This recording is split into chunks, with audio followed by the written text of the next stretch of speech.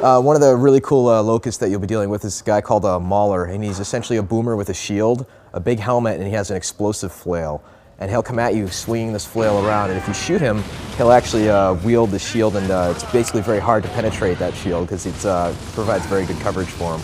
Damage him enough and he'll start rushing at you with the explosive flail and basically blow you to bits, which is extremely intimidating.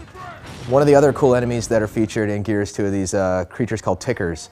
And they're basically locust improvised explosive devices. They're these nasty little creatures with big teeth that they've strapped a big bomb to their back, and they kind of behave like cockroaches, and they try and stay out of sight while they're trying to close the distance between the player and them. And when they get close, they explode. But the players who are good, if they use like a shotgun, they can essentially melee these guys, send them flying and knock them on their back, and then they become essentially like exploding barrels. So you can launch them in the air and take out your enemies that way.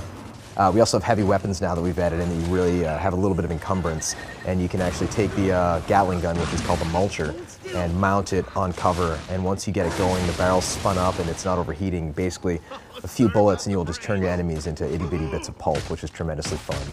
Finally, we also have a mortar launcher, which players can use as a long-range explosive cluster device. You can sling that from the hip, you can just throw it out, you can send a little mortar shell flying across the map, or if you want to, you can deploy it and send a shot flying all the way across the level.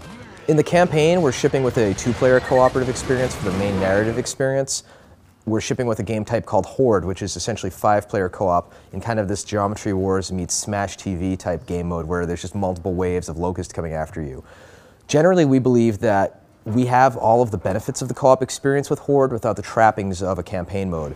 Once you start getting to 3 or 4 players in a campaign mode, players are getting ahead of each other, they're getting separated, cutscenes are getting triggered, dialogue's getting triggered, and it's very, very hard to experience the narrative mode. And we opted for the mode of Horde where we can kind of really leverage the arcadey nature of what a 5-player co-op experience can be.